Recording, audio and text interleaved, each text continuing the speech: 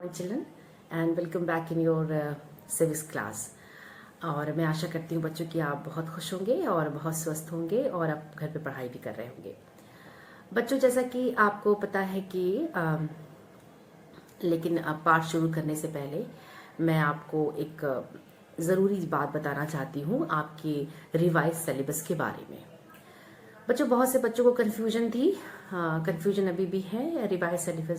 Syllabus के बारे में। इसलिए बच्चों मैं आपको फिर से जो है वो एक बार रिवाइज सिलेबस के बारे में बता देती हूँ कि कौन कौन से जो पार्ट है, कौन कौन से चैप्टर्स जो है वो हिस्ट्री और सिविक्स में यानी इतिहास और नागरिक शास्त्र में आ रहे हैं आपके बोर्ड एग्जाम्स में according to the UP board. तो बच्चों सबसे पहले आप नोट कर लीजिए और जो है आप कहीं पे इसको अच्छे से नोट कर लीजिएगा। फिर से दोबारा आप अच्छे से इसको अपने पास सेव कर लीजिए। बच्चों सबसे पहले ये है कि पहले हम हिस्ट्री की बात करते हैं। हिस्ट्री में जो 30% रिवाइज सिलेबस जो कम हुआ है, आपका सिलेबस जो चैप्टर कम हुए हैं बच्चों, वो है आपका जो चैप्टर आपके आ रहे हैं, मैं उन्हीं चैप्टर्स के को आपको बता रही हूँ और आप अपने बुक में इसको निशान लगा दीजिए।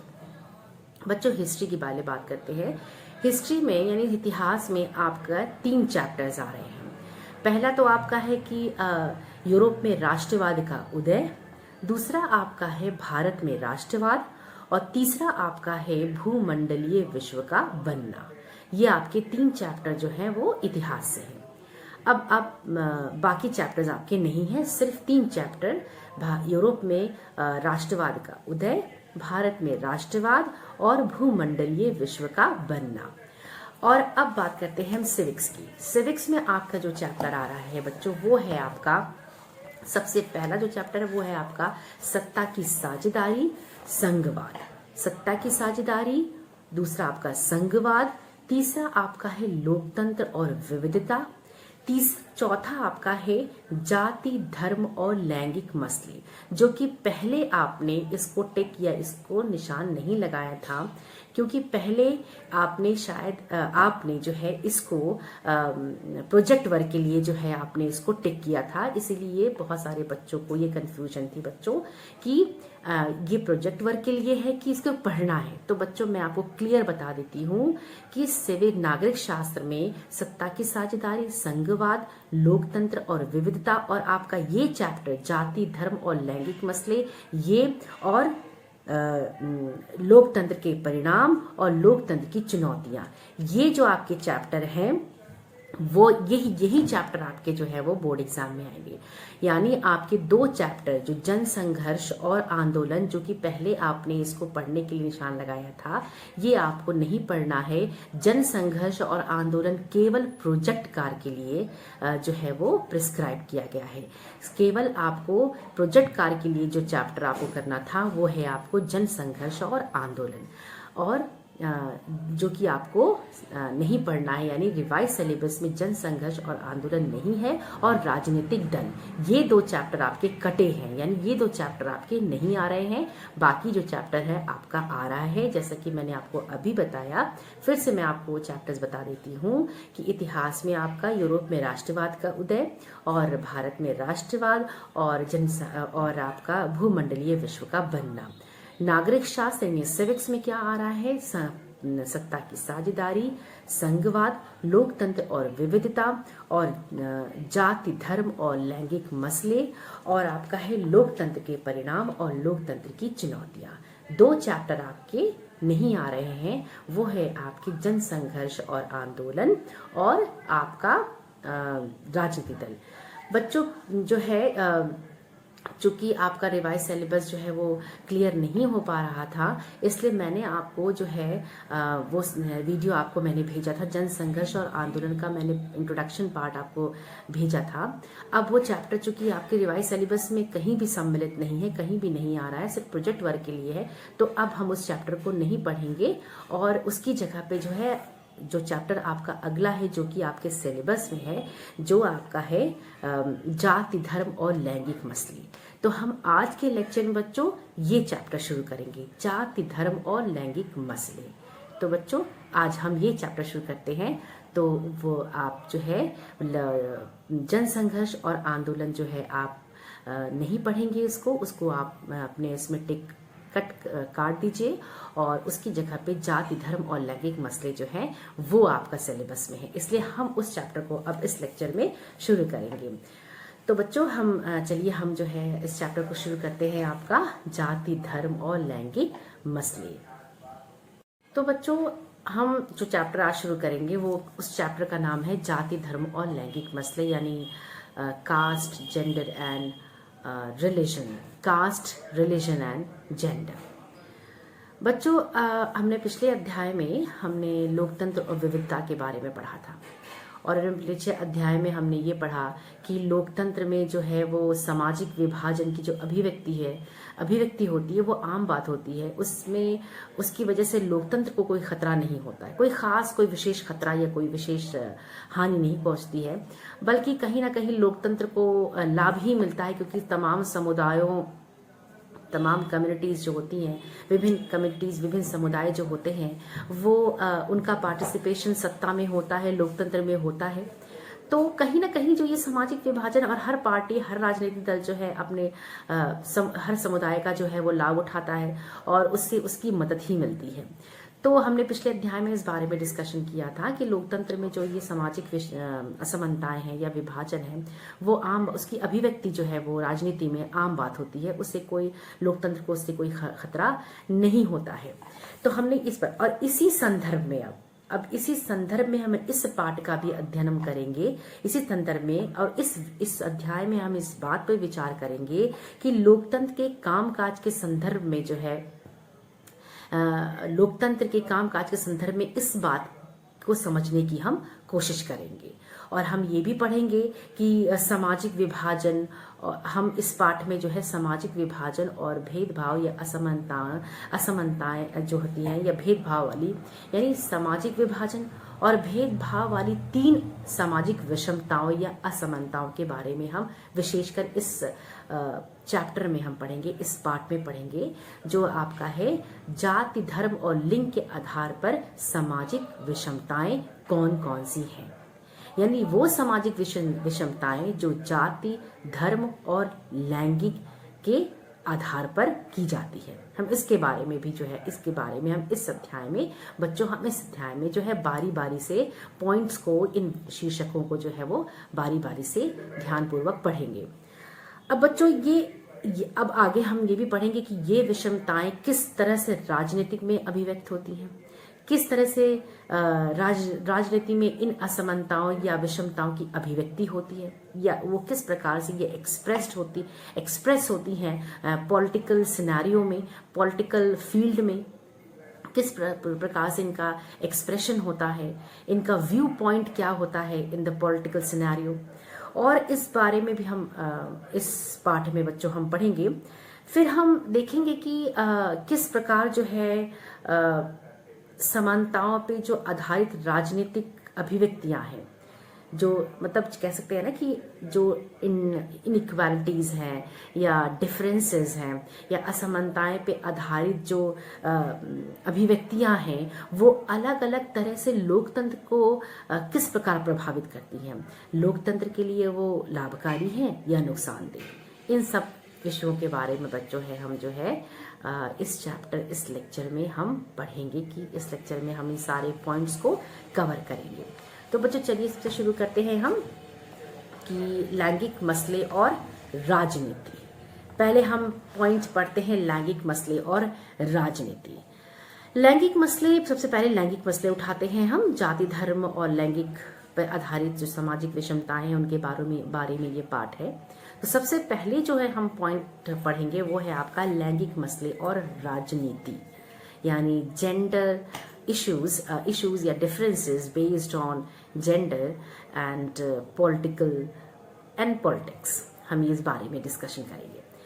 बच्चों अगर हम इस पॉइंट को इस बात से शुरुआत करते हैं, इस पाठ को हम लैंगिक असमानता से शुरू करते हैं। सबसे पहले लैंगिक असमानता की बात करते हैं, यानी जो जेंडर पे बेस्ड है आपका डिस्क्रिमिनेशन या भेदभाव। बात कर रहे हैं सबसे पहले पाठ का सबसे पहला शीर्षक जो है वो है आपका लैंगिक असमानताएं, यानी लैंगिक असमानताएं से हम अपने पाठ की शुरुआत करते हैं। बच्चों, सामाजिक असमानता का यह जो रूप है, ये जो स्वरूप है, यानी लैंगिक असमानता, ये सामाजिक असमानता है। ये सामाजिक जो है आपका डिफरेंस है। सामाजिक ये सामाजिक असमानता का वह रूप है बच्चों, जो हम कह सकते हैं कि हर जगह हमको ये असमानताएं जो है वो नजर आती है।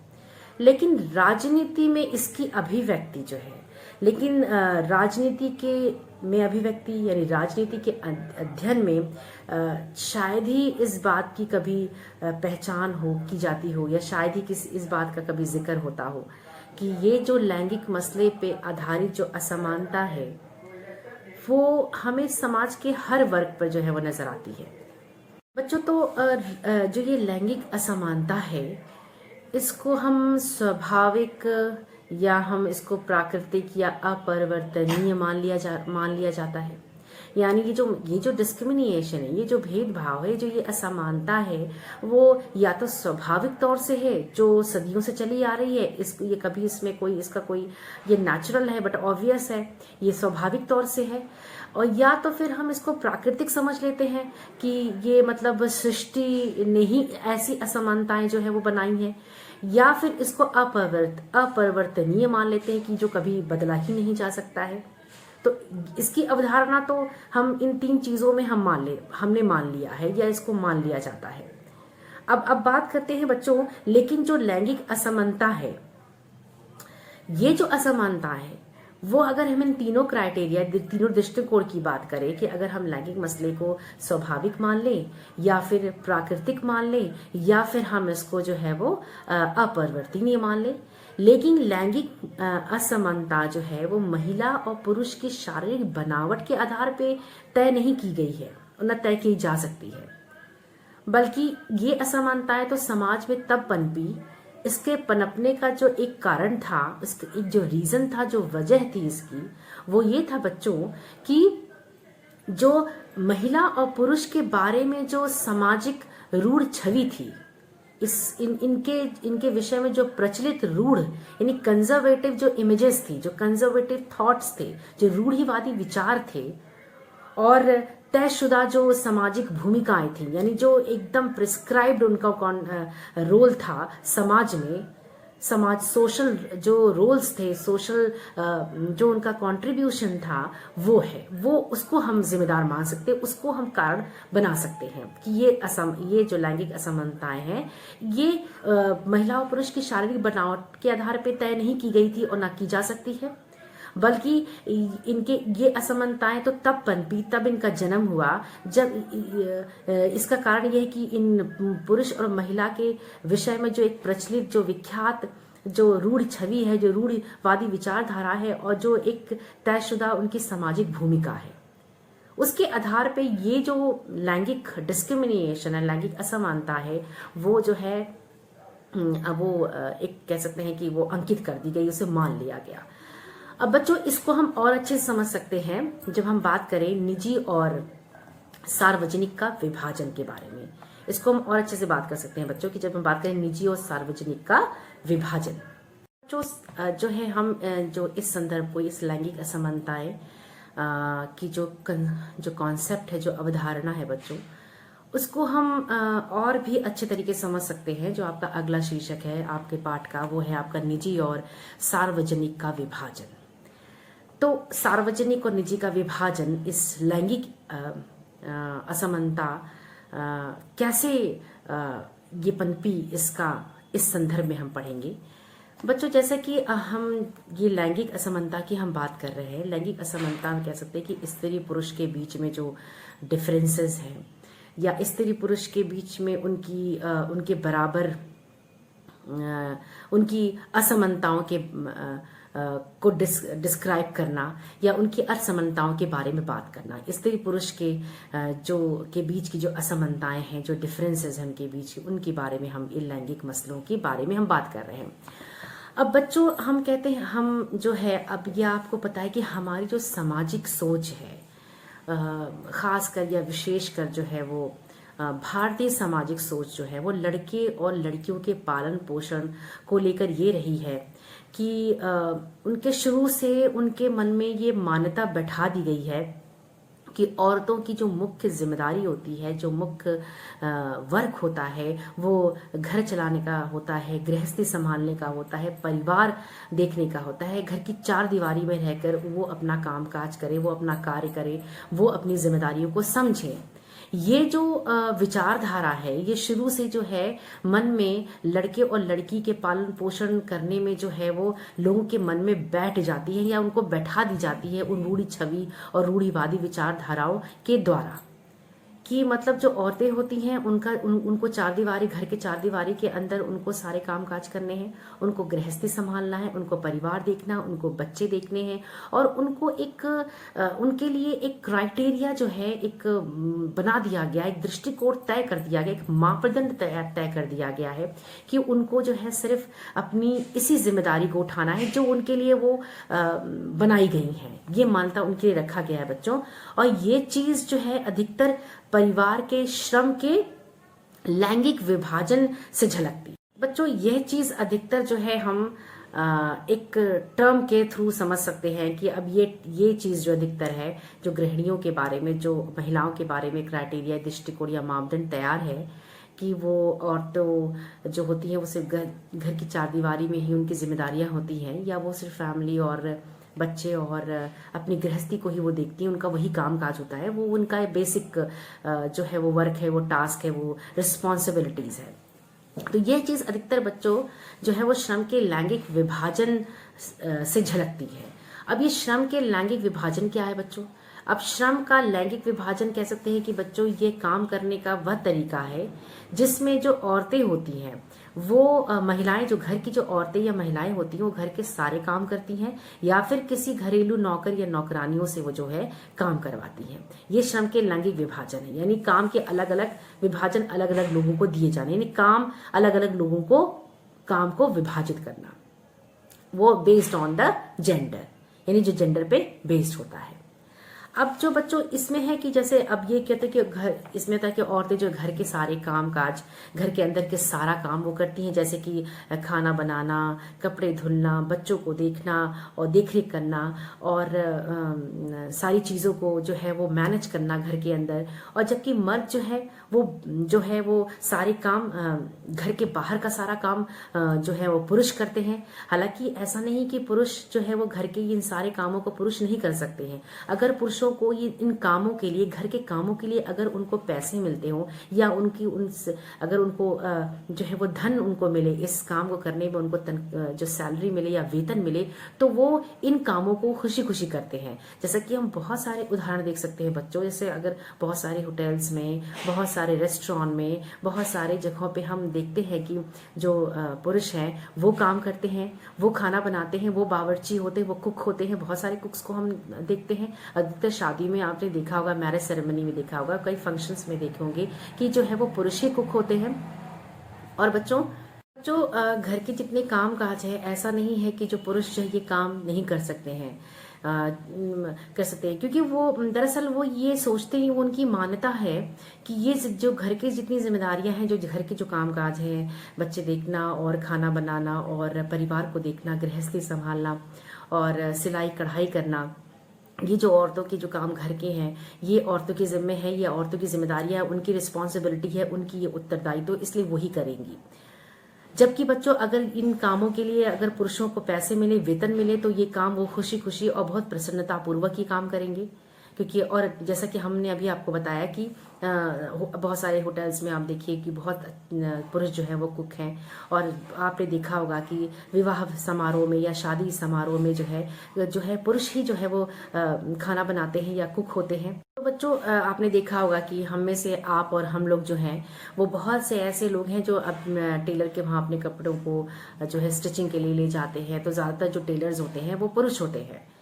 तो ऐसा नहीं है कि ये काम जो है वो पुरुष नहीं करते हैं, समाज में रहकर वो भी काम करते हैं, क्योंकि अगर उनके लिए, उन कामों के लिए उनको वेतन मिल रहा है, उनको पैसा मिल रहा है, तो वो प्रसन्नता पूर्वक उसको अपना प्रोफेशन बना लेते हैं, अपना व्यवसाय बना लेते हैं और उसको समाज में करते हैं। और उनकी कोई खिल्ली भी नहीं उड़ाता, उनकी कोई हंसी भी नहीं उड़ाता, और वो रिडिकुलस भी उनके लिए नहीं होता है। और उनके लिए एक सम्मानजनक वो कार्य हो जाता है, क्योंकि उनके लिए उनको वेतन और पैसे मिलते हैं। लेकिन अगर यही काम महिलाएं अपने घर के अंदर करती हैं तो ये एक क्राइटेरिया, एक आउटलुक, एक मापदंड तैयार हो जाता है कि ये तो सिर्फ औरतों का काम है या पुरुषों का या महिलाओं का काम है, जो उनकी जिम्मेदारियां हैं। तो ये बहुत बड़ा मापदंड है बच्चों, ये बहुत बड़ा डिफरेंस है, ये सोच का फर्क है। ये जो कॉन्सेप्ट है, जो अवधारणा है, जो लैंगिक असमानता है, ये जो अवधारणा है, ये कहीं ना कहीं सोच की उपज है। ये सोच की अवधारणा है, हमारी और आपकी अपनी सोच की, सामाजिक सोच की अवधारणा है। तो बच्चों, अब जैसे अगर मान लो हम और ऐसा भी नहीं है कि जो महिलाएं हैं वो बाहर काम नहीं करती हैं। जैसे अब गांव की ही बात अगर हम कर लें तो गांव में भी जो महिलाएं होती हैं बाहर खेत में जाती हैं, वो घास काटने का काम करती हैं, और जो अनाज, जो क्रॉप्स होते हैं उनको काटने का काम करती हैं, उनकी रुपाई और उनका काम करती हैं। तो वो दिन भर वहाँ खेतों में काम करती हैं, वो बाहर जाकर भी काम करती हैं खेतों में, खेती में भी पुरुषों का हाथ बटाती हैं। तो ऐसा नहीं कि महिलाएं जो है वो पुरुषों का काम नहीं करती है। शहरों की बात अगर हम बात कर रहे हैं गांव की, तो गांव में अधिकतर महिलाएं जो है वो अपने घरेलू काम के अतिरिक्त ऐसे काम भी करती हैं बच्चों, जो उनकी थोड़ी सी उनको आमदनी उनको उस काम से प्राप्त हो सके, ताकि उनको जो है वो पैसे की कोई उनको संघर्ष ना करना पड़े, पैसे के लिए उनको कोई परेशानी, कोई दिक्कत या कोई कठिनाई ना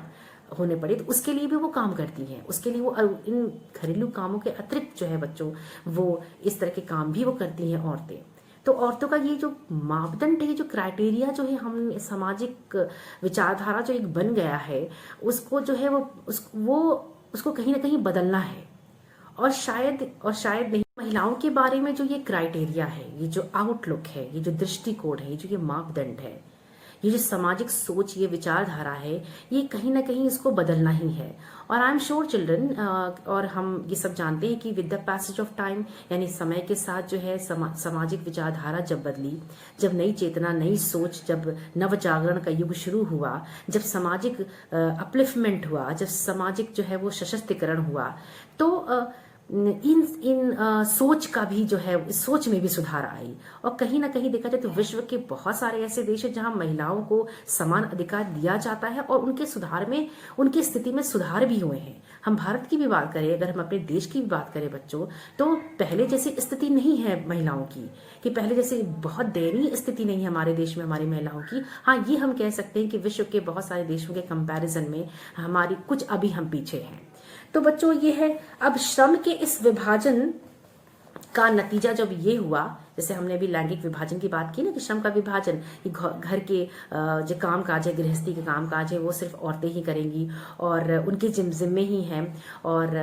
ऐसा नहीं है कि मर्द ये काम नहीं करते, उनको काम करने के अगर वेतन मिले इस चीज को, तो वो उसको प्रसन्नता पूर्वक करेंगी। और औरतें भी गाँव में बाहर जाके खेती और कटाई और सब करती हैं, तो उनको भी वो भी हाथ बटाती हैं। तो श्रम के विभाजन का जो ये तरीका था, उसका नतीजा क्या हुआ बच्चों, उसका रिजल्ट क्या हुआ? उसका रिजल्ट ये हुआ कि औरतें जो है वो घर की चार दीवारी के अंदर ही सिमट के रह गईं, और सामाजिक जो सार्वजनिक जीवन जो है वो पुरुषों के कब्जे में चला गया, उनके हथकंडे उनके हाथों में आ गया। और जो है मनुष्य जाति की आबादी में जो आधा हिस्सा बच्चों, जैसा कि हम जानते हैं कि मनुष्य जाति के जो पॉपुलेशन है, जो जनसंख्या है, उसका आधा हिस्सा जो है वो महिलाओं का है। लेकिन सार्वजनिक जीवन में हम बात करें, स्पेशली या खासकर राजनीतिक क्षेत्र में अगर बात करें, तो इन महिलाओं की भूमिका जो है वो ना के बराबर है। यानी कहीं ना कहीं है, थोड़ा बहुत है, मगर वो ना के बराबर है। यह बात अधिकतर जो है, तो बच्चों ये जो बात है हमने अभी बताया कि ये ज्यादातर जो है समाजों या समाज पे लागू होती, कि हम महिलाओं के लिए या महिलाओं की स्थिति के लिए, उनकी भूमिका के लिए, चाहे वो समाज में उनकी भूमिका हो, चाहे उनकी राजनीतिक भूमिका हो, चाहे उनके परिवार में उनकी भूमिका हो, उसके बारे में हम क्या सोचते हैं, समाज क्या सोचता है। तो पहले ऐसा होता था बच्चों कि सिर्फ पुरुषों को ही जो है सामाजिक जीवन में और राजनीतिक जीवन में, राजनीतिक क्षेत्र में जो है उनके मामलों में उनको भागीदारी उनको मिलती थी, उनको वोट देने का अधिकार सिर्फ पुरुषों को होता था, सार्वजनिक पदों के लिए सिर्फ पुरुषों की ही नियुक्ति होती थी और उनको ही अनुमति थी। लेकिन धीरे धीरे बच्चों हम ये कह सकते हैं कि धीरे धीरे राजनीतिक में, जैसे समय के साथ जब समाज का भी विकास हुआ, एक सशक्तिकरण जब समाज का हुआ तो धीरे धीरे जो सामाजिक राजनीतिक में जो लैंगिक मुद्दे भी उभरे। समाज के विकास के साथ साथ राजनीतिक क्षेत्र में भी इस लैंगिक के मुद्दे उभरे। जैसे समाज में उभरे वैसे राजनीतिक में भी इसके इश्यूज, इसके मुद्दे उभरे कि लैंगिक विभाजन क्या है। फिर दुनिया के जो अलग अलग हिस्सों में औरतों ने अपनी भागीदारी, अपनी भूमिका को जताया, अपनी भूमिका को प्रदर्शित किया, अपने अधिकारों का जो है वो प्रदर्शन किया। और बहुत सारे आंदोलन भी ऐसे हुए बच्चों, औरतों के अधिकारों के लिए, औरतों के सशक्तिकरण के लिए, औरतों के अपलिफ्टमेंट के लिए, उनके सामाजिक, राजनीतिक, आर्थिक अधिकारों की बात करने के लिए बहुत सारे ऐसे आंदोलन भी हुए, बहुत सारे संगठन भी स्थापित किए गए और बहुत सारी ऐसी महिला सुधार, समाज सुधारक भी हुई जो जैसे कि हम कह सकते हैं कि सावित्रीबाई फुले जो ज्योतिबाई फुले की पत्नी थी, उन्होंने नारी शिक्षा, नारी अपलिफ्टमेंट, सशक्तिकरण के लिए बहुत सारे कार्य किए। तो ऐसे आंदोलन, ऐसे प्रयास और ऐसे एफर्ट्स जो हुए नारी के सशक्तिकरण के लिए और महिलाओं के अधिकारों की बात करने के लिए हुए, इससे नारी को एक वजन मिला, एक ताकत मिली, एक वेट मिला और उनको एक पावरफुल जो है कह सकते हैं कि एक पावरफुल वीपन की तरह इन्होंने जो है इन सोच को इस्तेमाल किया और अपने अस्तित्व को उन्होंने समाज में स्थापित करने के लिए, अपने अधिकारों को पाने के लिए उन्होंने जो है ये सारी चीजें जो है वो की। अब इन आंदोलनों का सबसे बड़ा जो मकसद था बच्चों वो ये था कि महिलाओं को राजनीतिक और वैधानिक दर्जे का ऊंचा उठाने और उनके लिए शिक्षा और रोजगार जो है के अवसर बढ़ाने की जो है मांग की गई। ये इन आंदोलनों ने, इन क्रांतियों ने, इन आंदोलनों ने, इन सोच ने जो है वो महिलाओं के लिए ये कार्य किया और उन्होंने महिलाओं की स्थिति को बदलने का भी प्रयास किया, बदलने की भी मांग की और उन्होंने औरतों के व्यक्तिगत और पारिवारिक जीवन में भी बराबरी की मांग उठाई। और तो बच्चों इस तरह के आंदोलनों को हम जो है वो नारीवादी आंदोलन कहते हैं। नारीवादी आंदोलन यानी नारीवादी आंदोलन किसे कहते हैं? ये नारीवादी जो आंदोलन है बच्चों, ये औरतों के अधिकारों, उनके समान, उनके अधिकारों की बात करता है, उनके सशक्तिकरण की बात करता है, उनके व्यक्तिगत और राजनीतिक और सामाजिक और आर्थिक समान अधिकारों की बात करता है। समाज में भी उनका बराबर का जो है उनकी भागीदारी हो, राजनीतिक क्षेत्र में भी उनकी बराबरी की अभिव्यक्ति हो, उनकी भूमिका हो, तो उसकी भी बात करता है बच्चों। तो ये नारीवादी शब्द किसे कहते हैं? यानी औरत या मर्द, यानी ये कैसी कॉन्सेप्ट है, ये कैसा तथ्य है, ये कैसी अवधारणा है जिसमें औरत और मर्द के समान अधिकारों और अवसरों में विश्वास करने वाले जो पुरुष और महिला होती है उनको हम नारीवादी कहते हैं। तो ये नारीवादी आंदोलन जो है वो बहुत ही अहम भूमिका निभाया नारियों को अपलिफ्ट करने में। अब बच्चों, लैंगिक विभाजन की जो ये राजनीतिक अभिव्यक्ति है और इन्होंने क्या किया, ये अभिव्यक्ति जो है राजनीति में जो है औरतों की भूमिका को रेस करने यानी उनको उठाने में बहुत बड़ी अहम भूमिका उन्होंने निभाई।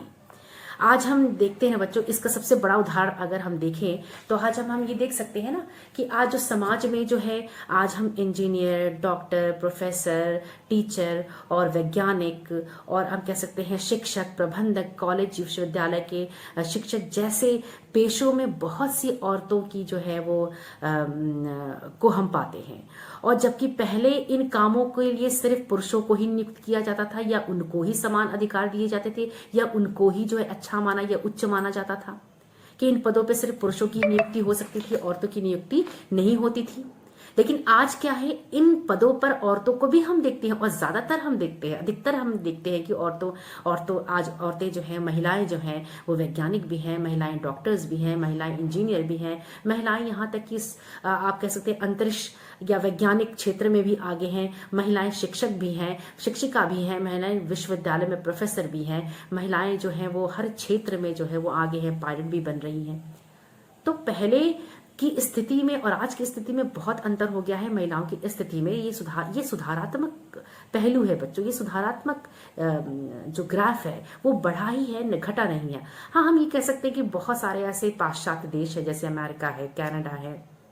रशिया है, स्विट्जरलैंड है, और ये सब चीज़ों यहाँ पर औरतों की जो स्थिति वो बहुत ही बेहतर है, बहुत ही स्ट्रांग है, बहुत ही मजबूत है, और उनका जो पार्टिसिपेशन, उनकी जो भागीदारी है राजनीति और सामाजिक में जो है वो बहुत ही पुख्ता है, बहुत ही मजबूत है। और हमारे देश में आज़ादी से पहले तो महिलाओं की स्थिति बहुत ही बदतर थी, दयनीय थी, बहुत सारी कुरीतियाँ थी, बहुत सारी प्रथा थी ऐसी, बहुत सारी रीति रिवाज और प्रथा के नाम पे औरतों की जो है वो औरतों का शोषण भी किया जाता था। लेकिन आज़ादी के बाद हमारे देश में औरतों की स्थिति में थोड़ा सुधार हुआ, थोड़ा क्या बहुत सुधार हुआ है, उनकी स्थिति सुधरी गई है। पर अभी भी अगर हम कह सकते हैं अन्य देशों की अपेक्षा, तो अभी भी हमारा समाज जो है वो पुरुष प्रधान समाज है, और यहाँ पितृ प्रधान समाज है। अब पितृ प्रधान माने क्या होता है बच्चों? पितृ प्रधान माने कहता है कि ये इसका शाब्दिक अर्थ होता है पिता का शासन। इसका शाब्दिक अर्थ अगर हम कह सकते हैं तो पितृ प्रधान माने पिता का शासन। पर इस पद का जो प्रयोग होता है वो महिलाओं की तुलना में पुरुषों को ज्यादा महत्व देना, ज्यादा अधिकार प्रदान करना, ज्यादा अवसर, ज्यादा जो है उनको हर क्षेत्र में उनको अवसर प्रदान करने वाली व्यवस्था के रूप में किया जाता है। पितृ प्रधान मतलब होता है, इसका शाब्दिक अर्थ होता है बच्चों कह सकते हैं पिता का शासन, लेकिन इसका उपयोग जो है ज्यादातर महिलाओं की अपेक्षा पुरुषों को ज्यादा अवसर देना, ज्यादा अधिकार देना, ज्यादा मान्यता देना, ज्यादा महत्व देना वाली शासन व्यवस्था से हम कर सकते हैं। और कह सकते हैं कि औरतों के साथ जो है वो अभी भी कई तरह के जो ऐसे हैं भेदभाव होते हैं, अभी भी बहुत डिस्क्रिमिनेशन होता है औरतों के साथ, जिसके कारण जो है वो बहुत सारे कारण हैं। तो बच्चों